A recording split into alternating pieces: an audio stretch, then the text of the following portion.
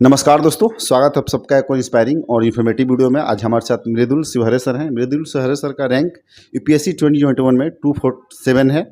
Sir से हम जानेंगे सर का जर्नी क्या रहा है, मोटिवेशन क्या रहा है। सर ग्रामीण पृष्ठभूमि से बिलोंग करते हैं और एक छोटे से कॉलेज से पढ़ के सर इतना अच्छे रैंक लेके आए हैं और सबसे कम उम्र का 22 साल सर की अभी उम्र है, तो इस साल आईएएस बनने जा रहे हैं सर। तो सर की जर्नी और स्ट्रगल जानेंगे और क्या इनका कंटेंट था, बुक लिस्ट वगैरह क्या सर ने फॉलो किया था। तो यदि आप लोग मेरा काम पसंद आता है तो चैनल सपोर्ट, चैनल को सब्सक्राइब करो, इस वीडियो को लाइक और शेयर करना भूले। सर सबसे पहले मैनी कॉन्ग्रेचुलेसन्स। सर अपने बारे में कुछ बताएं।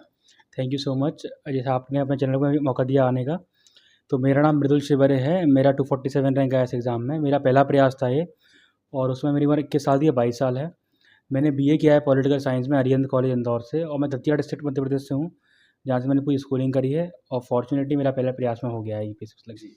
सर आपका एकेडमिक सर बैकग्राउंड क्या रहा है सर? मैंने स्कूलिंग दतिया से ही की है, हॉलीगढ़ स्कूल से, जो मेरा आईसीएसई बोर्ड स्कूल था 10th क्लास तक। फिर मैंने एमपी बोर्ड से क्लास 12th किया है हंसवाहिनी स्कूल से। फिर मैंने बीए किया है पॉलिटिकल साइंस में साधारण से कॉलेज से। जनरली लोग आईआईटी या डीयू से करते हैं। मेरा काफ़ी छोटा कॉलेज था, उसका नाम अरिहंत कॉलेज इंदौर में है। और फिर मैंने लास्ट ईयर में अपना एग्ज़ाम दिया है यूपीएससी का और मेरा ये हो गया सिलेक्शन। सर जो है कि सर इस समय तो सर आईआईटी वाले, बीटेक वाले सर भर भर के आ रहे हैं यूपीएससी में, और सर आ भी नहीं है सर आर्ट्स ह्यूमैनिटी वाले, तो सर डीयू, जेएनयू, बीएचयू ऐसे प्रेस्टिजियस यूनिवर्सिटी से स्टूडेंट सर आ रहे हैं जो यहाँ पे सिलेक्ट हो रहे हैं। सर आप छोटे से कॉलेज से पढ़े हैं सर, ग्रामीण पृष्ठभूमि से बिलोंग करते हैं। सर आपको ये मोटिवेशन कहाँ से मिला, मतलब यूपीएससी की तैयारी करी है? पहले तो मैं जहाँ से आता हूँ मैं वहाँ का सेकंड आईएएस हूँगा जिले का, तो कहीं ना कहीं मुझे, हाँ जी, लास्ट 20 साल पहले हुए थे। कहीं ना कहीं मुझे पता है कि जो कॉमन मास की समस्याएं क्या हैं, आखिरकार उनको जूझना पड़ता है एक सब इंस्पेक्टर से या फिर एक पटवारी से। तो आई नो कि जो समस्या क्या है कॉमन मासेस की, एजुकेशन, हेल्थ। तो मैं डाउन टू अर्थ ग्राउंड से जुड़ा हुआ आदमी हूँ। सेकेंडली मेरे पिताजी है वो प्राइमरी स्कूल के टीचर हैं, गवर्नमेंट स्कूल के प्राइमरी स्कूल के टीचर हैं। तो मैंने जो प्राइड ऑफ वर्कमैनशिप उनके अंदर देखी है कि समाज के लिए कैसे सेवा करना, भले ही छुट्टी हो, लेकिन जैसे कोविड में क्या हुआ, उनकी छुट्टी थी, लेकिन उन्होंने दरख्वास्त की अपने सीनियर से कि उनकी, ताकि सरकार उनको सैलरी पे कर रही है तो क्यों ना उनकी कहीं ड्यूटी लगाई जाए। मुझे लगता है कहीं ना कहीं मेरे ग्रैंडफादर जो भी टीचर थे, टीचर हैं, पिताजी मेरे टीचर हैं, government school, private school teacher हैं। मुझे लगा कहीं ना कहीं हमें समाज के लिए कुछ करना चाहिए। बारी का मुझे आईआईटी में जाने का मौका मिला। मेरा आईआईटी में सेक्शन हुआ था इंदौर में, लेकिन मुझे आईआईटी छोड़ते हुए मैंने किसी कारणवश मैंने छोटे से कॉलेज से बीए किया और ये वो फॉर्चुनेट बात है कि मेरा पहले ही प्रयास में हो गया। लेकिन मैं कहूँगा कि ज़रूरी नहीं कि पहले प्रयास होना संभव ही है। और कहीं ना कहीं आपने बात करी आईआईटी और डीयू वाले की, तो ये फोबिया मेरे अंदर भी था 30 तारीख के पहले। डेफिनेटली कि लिस्ट उठाओ तो लगता है सारे स्टीफन्स के हैं, हिंदू के हैं, हंसराज के हैं, आईआईटी से हैं, अपना कैसे हो गया छोटे से शहर से आते हुए। लेकिन मैं इसको मिथ को तोड़ना चाहता हूँ कि यदि मैं दतिया, जो कि एमपी का सेकंड स्मॉलेस्ट डिस्ट्रिक्ट है, निवाड़ी सेकंड स्मॉलेस्ट है, दतिया सेकंड स्मॉलेस्ट डिस्ट्रिक्ट है, अगर मेरा वहाँ से आके हो सकता है पहले प्रयास में एक 22 साल की उम्र में, तो किसी का भी हो सकता है। और अगर किसी को मेरी मदद की जरूरत पड़ती है छोटे शहरों में, तो आई विल बी हैप्पी और I will help definitely. Okay sir, मैं आपसे ये जानना चाहूँगा कि सर अब 22 साल में सर आईएएस बन गए हैं।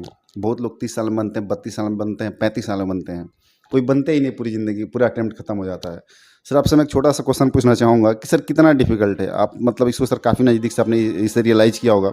इतना वास्ट सिलेबस है, इतने सारे डाइवर्सिफाई है उसका सिलेबस, तो सर कितना डिफिकल्ट है? यदि आपसे कहा जाए कि उसको थोड़ा एक्सप्लेन करें तो उसके बारे में क्या कहना चाहिए? एक्चुअली मेरा मानना है, जब मैं तैयारी करने आया था, कि बहुत लोगों का कहना था यूपीएससी जो बॉटमलेस है, बॉर्डरलेस ही, मतलब जो आसमान की सब कुछ यूपीएससी के अंदर आता है। लेकिन तब मैंने बाद में पाया कि जो यूपीएससी कमीशन ने जो डिफाइन कर रखा है सिलेबस के अंदर ही सब कुछ आता है। मैंने कुछ एकेडमिक साइड में कुछ बातें अपनाई, जैसे सिलेबस को देखना, प्रीवियस क्वेश्चन को देखना, उनके नोट्स बनाना। और ये फॉर्चुनेट बात है कि मेरे नोट से 4 पेपर आया था यूपीएससी मेंस में। तो मेरा ये मानना नहीं है कि आप जनरली, लोग कहते हैं बहुत ज़्यादा डिफिकल्ट, नो डाउट कि कंट्री का सबसे बड़ा एग्जाम है, डिफिकल्ट है, हार्ड वर्क मांगता है, लक भी बहुत बड़ा मैटर करता है। लेकिन अगर आपकी अप्रोच ठीक है तो हाईली डूएबल है। लेकिन फिर से कहूँगा आखिरी बात कि भले ही मेरा हो गया, इसका मतलब नहीं बहुत ज़्यादा इंटेलिजेंट हूँ मैं, और जिनका नहीं हो पाया वो इंटेलिजेंट नहीं है। इट जस्ट कि 10-5 नंबर की बात है, वो मैं यहाँ हूँ, वो वहाँ है, और आई विश के नेक्स्ट ईयर वो यहाँ होंगे। इट जस्ट आप उनका लक थोड़ा काम नहीं कर पा रहा है या उनकी थोड़ी अप्रोच ठीक नहीं है, इस कारण से वो टेबल की उस साइड हैं। हेलो एवरीवन, इस वीडियो में आगे बढ़ने से पहले आप सबको एक गुड न्यूज़ के बारे में बताना चाहूँगा। जैसे कि आप सभी जानते हैं, पीडब्ल्यू यानी कि फिजिक्स वाला was introduce by Alakh Pandey sir. ये इंडिया का मोस्ट ट्रस्टेड एजुकेशनल प्लेटफॉर्म है। यहाँ से JEE, NEET, commerce, NDA and other major competitive exams के लाखों स्टूडेंट्स ने सफलता हासिल की है। अब पीडब्ल्यू लेकर आए यूपीएससी एस्पिरेंट्स के लिए यूपीएससी वाला, क्योंकि पीडब्ल्यू का मिशन है education for all. PW India का हर सिटी, स्मॉल टाउन्स और विलेजेज में रहने वाले वो स्टूडेंट्स जो बड़े शहर में नहीं जा सकते और महंगी यूपीएससी कोचिंग अफोर्ड नहीं कर सकते और यूपीएससी का ड्रीम है, तो इन्हीं सारे प्रॉब्लम्स का सोल्यूशन लेकर आया है पीडब्ल्यू का यूपीएससी वाला। और अभी पीडब्ल्यू 21 जनवरी से 31 जनवरी तक 74th रिपब्लिक डे को सेलिब्रेट कर रहा है। पीडब्ल्यू आपको एक और मौका दे रहा है यूपीएससी ड्रीम को पूरा करने का, अपने सारे कोर्सेज के प्राइस को हैविली रिड्यूस करके। इन कोर्स का एक्चुअल प्राइस जो 8,999 वो आपको 31 जनवरी तक सिर्फ 5,999 मिलेगा, मतलब 3,000 रुपीज ऑफर। यदि आपका ड्रीम सिविल सर्विसेज है तो सही टाइम है अपने प्रिपरेशन स्टार्ट करने का। एंड 26 जनवरी पीडब्ल्यू ने लॉन्च किया है कुछ न्यू कोर्सेज। फर्स्ट इज संकल्प 2.0 batch for 2024 prelims in English language starting on 6 February. Second is Sankalp 2.0 batch for 2024 prelims in Hindi language starting on 6th February. And third is Titan 2.0 batch for 2024 prelims in English language starting on 20th February. इन सभी courses में आपको UPSC का complete package मिलेगा and syllabus on time complete कराया जाएगा including CSAT. ये सिर्फ और सिर्फ आपको मिलेगा 9,999 में। ये batch complete foundation course UPSC 2024 के लिए 17 मंथ की लाइव क्लासेस होगी। इंडिया की टॉप यूपीएससी फैकल्टी आपको गाइड करेंगे। Pre MCQs, mains focus questions class में डिस्कस किए जाएंगे। फ्री सीसेट बैच अवेलेबल होगा। सेपरेट पेड ऑप्शनल बैच मिल जाएगा। डाउट क्लासेस होगी। डीपीपीएस डेली लेक्चर्स के प्रोवाइड किए जाएंगे। वीकली बेसिस पे टेस्ट होगा। ये सारे फीचर्स आपको यहाँ पे प्रोवाइड किए जाएंगे। एंड इसके अलावा पीडब्ल्यू का 2 यूट्यूब चैनल है जो कि फ्री है। यहाँ पर आपको मिलता है important topics, strategy to crack exam, daily current affairs. तो दोस्तों पीडब्ल्यू कोर्स परचेज करने के लिए इस वीडियो के डिस्क्रिप्शन में लिंक है, वहाँ क्लिक करें। और यदि आप मेरा कूपन कोड SW500 का यूज करेंगे तो आपको किसी भी कोर्स पे 500 रुपीज़ का इंस्टेंट डिस्काउंट मिलेगा। Thank you so much. Sir preparation strategy की सर बात करिए तो प्रीलिम्स के बारे में मैं जानना चाहूँगा कि सर आपकी क्रीज पे सर स्ट्रेटेजी क्या होगी, जो आपने फॉलो किया था कि फर्स्ट अटेम्प्ट में प्रीलिम्स निकाला, मेंस और फाइनलिस्ट में सर आप सेलेक्ट हो गए और आईएएस बनने जा रहे हैं, तो उसके प्रीलिम्स के बारे में बताएं। मैंने बार बार कहा ये वाली प्रीलिम्स के बारे में कि मैंने सिर्फ करी थी R&D और PYQs। फॉर एग्जांपल मैंने आइडेंटिफाई किया कि कौन सब्जेक्ट से कितने क्वेश्चन आते हैं। जैसे पॉलिटी 16 से 18 क्वेश्चन आते हैं, इकोनॉमिक्स 16 से 18 क्वेश्चन आते हैं, art and culture plus ancient medieval 10 question, modern history 5 to 7 question, geography environment 25 question. तो फिर मैंने कहा कि अगर क्वेश्चन नंबर फिक्स नहीं हर साल यूपीएससी में तो क्यों ना उसके सोर्स आइडेंटिफाई करे जाएँ। तो लक्ष्मीकांत और मृणाल सर के नोट से आते हैं 30 से 32 क्वेश्चन। मैंने उनको पहले अच्छा किया ताकि मेरे इसका क्वेश्चन श्योर हो जाएँ। तो I score 70 marks from this 2 subject and 2 books only. फिर मैंने कुछ किया कि अगर एनवायरनमेंट बहुत टफ माना जाता है एस्पिरेंट के बीच में, तो कुछ टॉपिक्स कौन से जो पूछे जाते हैं एनवायरनमेंट में। तो मैंने आइडेंटिफाई किए 5-6 टॉपिक्स। लाइक कोई एक्ट है, WPA है या फिर EP है, उसके अंदर कौन सी प्रोविजन उसके अंदर है, कोई बॉडी है वो स्टैट्यूटरी है, कॉन्स्टिट्यूशनल है, कोई टर्म आया है न्यूज़ में, ग्रीन वॉशिंग आया है, कि आर्ट कोड ऑफ प्रैक्टिस क्या आया है न्यूज़ में। तो कुछ 5-6 तरह के कुछ क्वेश्चन आते हैं एनवायरनमेंट में। मैंने अच्छे से मास्टर कर लिया उनको PYQs के माध्यम से। मैंने उनके नोट्स बनाए और आप विश्वास नहीं मानेंगे 25 पेज के नोट्स में 8 क्वेश्चन मिले, मुझे प्रीलिम्स मिल गए थे। तो मैं कहूँगा कि मेरा सिर्फ जो स्ट्रैटेजी रहा है इस एग्जाम को लेकर, सिर्फ और सिर्फ सिलेबस, PYQs, उनका एनालिसिस, उनकी R&D, उनकी नोट मेकिंग, उनका रिवीजन। मैंने आज तक किसी कोचिंग की टेस्ट सीरीज नहीं करी है, ना प्रीलिम्स की ना मेंस की। मैंने सिर्फ और बार बार उनकी भक्ति करी सिर्फ PYQs की, और उसके आधार पर ही मैं शायद यहाँ बैठा हूँ आज।